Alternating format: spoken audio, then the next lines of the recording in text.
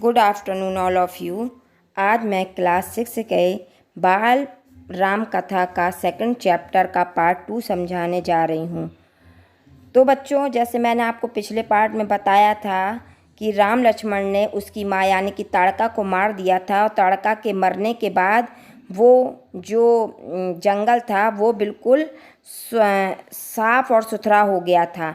अब इस पार्ट में देखिए क्या बताया जा रहा है कि राम ने राक्षसों का हमला होते, राम ने जब देखा कि राक्षस उन पर हमला कर रहे हैं तो वो लड़ने के लिए तैयार हो गए और वो धनुष उठाकर मरीच को निशाना बनाने लगे और मरीच बाण लगते ही मूर्छित हो गया। जैसे ही मरीच को बाण लगा तो मरीच मूर्छित यानी कि बेहोश हो गया और बाण का वेग से बहुत दूर जाकर गिरा। बाण का वेग इतनी तेज था कि वो बहुत दूर गिरा समुद्र के किनारे।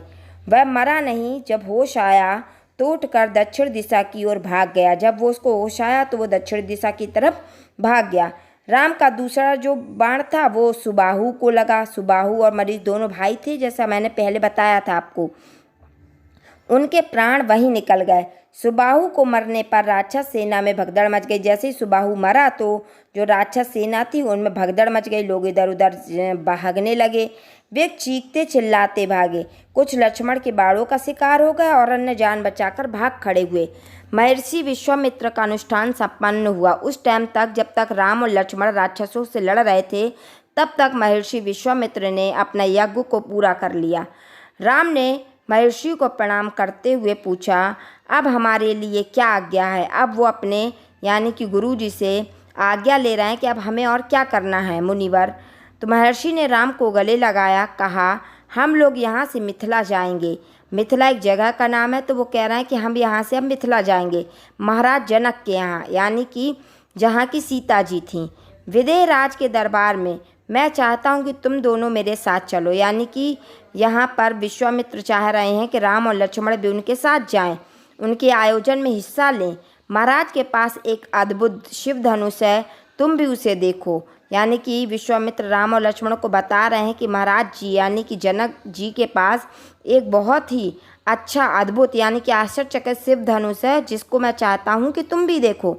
राम और लक्ष्मण अगली यात्रा को लेकर उत्साहित थे। अब राम और लक्ष्मण उनके साथ आगे जाने वाले थे, इसको लेकर उनके मन में उत्साह था। नए स्थान देखने और जानने का अवसर। सोन नदी पार कर विश्वामित्र मिथिला की सीमा के पास पहुँचे। जैसे उनने सोन नदी को पार किया तो विश्वामित्र मिथिला की सीमा के पास पहुँच गए। उन अपने शिष्यों और राजकुमारों के साथ वे गौतम ऋषि के आश्रम से होते हुए नगर में पहुँचे। यानी कि वहाँ पर गौतम ऋषि का आश्रम भी मिला, जिससे वे होते हुए नगर तक पहुँच गए। राजा जनक ने महल से बाहर आकर विश्वामित्र का स्वागत किया। जैसे ही राजा जनक को पता चला कि विश्वामित्र जी आए हैं तो वो अपने महल से बाहर आकर उन्होंने उन दोनों राम और लक्ष्मण का और विश्वामित्र जी का स्वागत किया। तभी उनकी दृष्टि राजकुमारों पर पड़ी। यानी कि जनक जी की जो दृष्टि थी वो राजकुमारों पर पड़ी। विदेह राज चकित रह गए, वे स्वयं को रोक नहीं पाए। महर्षि से पूछा, यानी कि जो जनक जी थे, जो राजा जी थे, वो उनको देखकर आश्चर्यचकित हो गए और वो अपने आप को रोक नहीं पाए और उन्होंने महर्षि विश्वामित्र से पूछ ही लिया, ये सुंदर राजकुमार कौन है। मैं इनके आकर्षण से खिंचता जा रहा हूँ। यानी कि इनकी सुंदरता को देखते ही मैं बिल्कुल खिंचता चला जा रहा हूँ, जैसे कोई शक्ति मुझे इनकी तरफ खींच रही हो।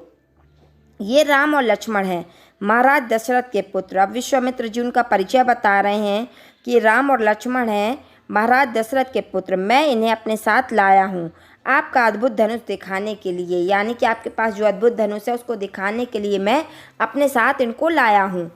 विदेह राज ने महर्षि उनके शिष्यों और राजकुमारों के ठहरने की व्यवस्था की। यानी कि राजा जनक ने महर्षि जी की और दोनों राजकुमारों के रुकने की व्यवस्था की एक सुंदर उद्यान में, एक सुंदर बगीचे में। अगले दिन सभी आमंत्रित लोग ऋषि मुनि और राजकुमार यज्ञशाला में उपस्थित हुए। दूसरे दिन वहाँ पर एक यज्ञशाला थी जिसमें उन लोगों को, ऋषि मुनियों को और राजकुमारों को आमंत्रित किया गया और वो लोग वहाँ पर उपस्थित हुए। वहाँ महर्षि ने फिर धनुष का उल्लेख किया। फिर महर्षि जी राजकुमारों को धनुष के बारे में बताने लगे। महाराज जनक ने अपने अनुचरों को आज्ञा दी शिव धनुष को यज्ञशाला में लाया जाए और जो महाराज थे जनक, उन्होंने अपने अनुचरों को, अपने सैनिकों को वो आज्ञा दी कि वो शिव धनुष को यज्ञशाला में ले आए। शिव धनुष सचमुच विशाल था। वो शिव धनुष था जो वो बहुत बड़ा था, विशाल था, लोहे की पेटी में रखा हुआ था। पेटी में पहिए लगे हुए थे, 8 पहिए। उसे उठाना लगभग असंभव था, यानी कि उसे कोई छू भी नहीं सकता था। पहिए के सहारे खिसका कर उसे एक से दूसरी जगह ले जाता था, यानी कि वो धनुष इतना भारी था कि उसको पहिए के सहारे ही खिसका कर इधर से उधर लाया जा सकता था, नहीं तो उसे कोई छू भी नहीं पाता था। अनुचर मुश्किल से उसे खींचते हुए यज्ञशाला में ले आए। धनुष देखते ही विदेहराज एक पल के लिए उदास हो गए। धनुष को देखा जब जनक जी ने तो वो एक पल के लिए उदास हो गए। उन्होंने कहा, मुनिवर, मैंने प्रतिज्ञा की है अपनी पुत्री सीता के विवाह के संबंध में।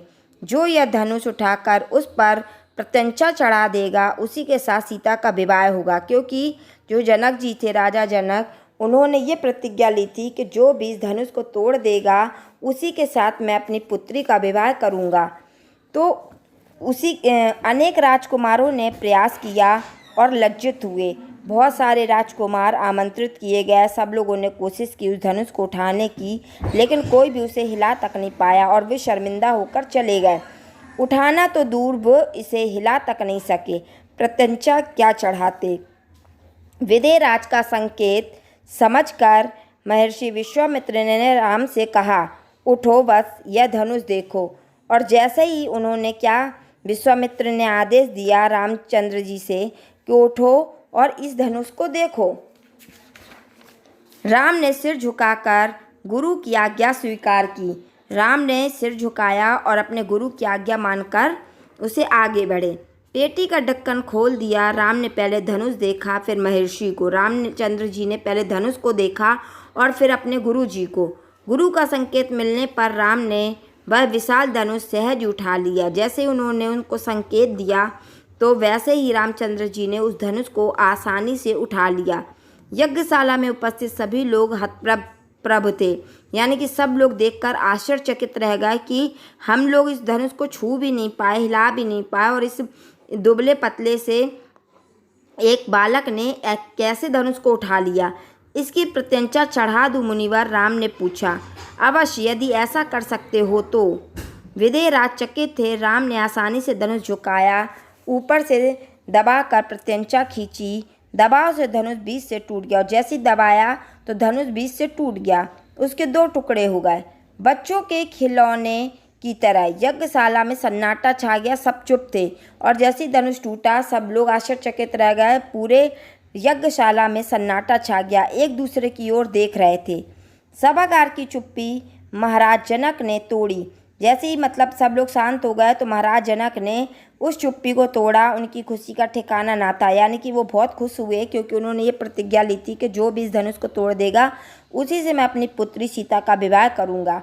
उन्हें सीता के लिए योग्य वर मिल गया था। उन्होंने सोच लिया था कि यही मेरी सीता का योग्य वर होगा।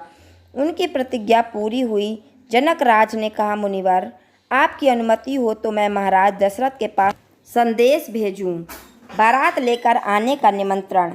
यह शुभ संदेश उन्हें शीघ्र भेजना चाहिए। महर्षि की अनुमति से दूत अयोध्या भेजे गए, यानी कि जैसे मुनिवर ने उन्हें आज्ञा दी, तो उन्होंने अपने दूतों को अयोध्या भेज दिया, सबसे तेज चलने वाले रथों से। इसी बीच जनकपुर में धूम मच गई। बारात के स्वागत की तैयारी होने लगी। नगर की प्रसन्नता चरम पर थी। सब लोग बहुत खुश हुए और बहुत तेजी से शादी की तैयारियां होने लगीं। महाराज जनक का संदेश मिलते ही अयोध्या में भी खुशी छा गई। आनन फानन में बारात तैयार हुई, जल्दी जल्दी में, क्योंकि इतनी जल्दी में शादी होने को हुई, तो बहुत जल्दी से बारात तैयार हुई। हाथी, घोड़े, रथ, सेना। बारात को मिथिला पहुंचने में 5 दिन लग गए। जब तक बारात आई तो उन्हें मिथिला आने में 5 दिन लग गए। जनकपुरी जगमगा रही थी, यानी कि पूरी जनकपुरी सुंदर सजी हुई थी। हर मार्ग में तोरण द्वार, हर जगह फूलों की चादर, एक एक कोना सुवास्तित, एक एक कोना उनका सजा हुआ था। हर घर के प्रवेश द्वार पर वंदनवार, एक एक घर से मंगल गीत, सब लोग मंगल गीत गा रहे थे। मुख्य मार्ग पर दर्शकों की अपार भीड़, और जो मेन मार्ग था वहाँ पर देखने वालों की बहुत भारी भीड़ लगी हुई थी। खिड़कियों और छज्जों से झांकती महिलाएं एक नज़र राम को देख लें, राम सीता की जोड़ी दिख जाए। मतलब सब लोग ये देखना चाहते थे कि रामचंद्र जी कैसे दिखते हैं, और वो राम और सीता की जोड़ी को देखना चाह रहे थे। इस कारण सब लोग उत्साहित नज़रों से भीड़ लगाए हुए थे। विवाह से ठीक पहले विदेहराज ने महाराज दशरथ से कहा, राजन, राम ने मेरी प्रतिज्ञा पूरी कर बड़ी बेटी सीता को अपना लिया है। यानी कि उन्होंने मेरी जो प्रतिज्ञा थी कि धनुष को तोड़ देंगे वही मेरी सीता से विवाह कर पाएंगे, तो उन्होंने मेरी प्रतिज्ञा को पूरा कर दिया है। तो मेरी इच्छा है कि छोटी पुत्री उर्मिला का विवाह लक्ष्मण से हो जाए, लेकिन मैं ये चाहता हूँ कि जो मेरी दूसरी लड़की है उर्मिला, उसका विवाह लक्ष्मण जी से हो जाए। मेरे छोटे भाई कुशध्वज की भी 2 पुत्रियां हैं, मांडवी और श्रुतकीर्ति। कृपया उन्हें भरत और शत्रुघ्न के लिए स्वीकार करें। राजा दशरथ ने यह प्रस्ताव तत्काल मान लिया और विवाह के बाद बारात कुछ दिन जनकपुर में रुकी। बाराती बहुओं को लेकर अयोध्या लौटे तो रानियों ने पुत्र वधुओं की आरती उतारी, स्त्रियों ने फूल बरसाए, शंख ध्वनियों से गलियां गूंज उठीं। यह आनंद उत्सव लगातार कई दिनों तक चलता रहा। यानी कि पूरी अयोध्या में इतनी खुशियां मनी कि जाने कितने दिन तक ये आनंद उत्सव उस अयोध्या नगरी में मनता रहा।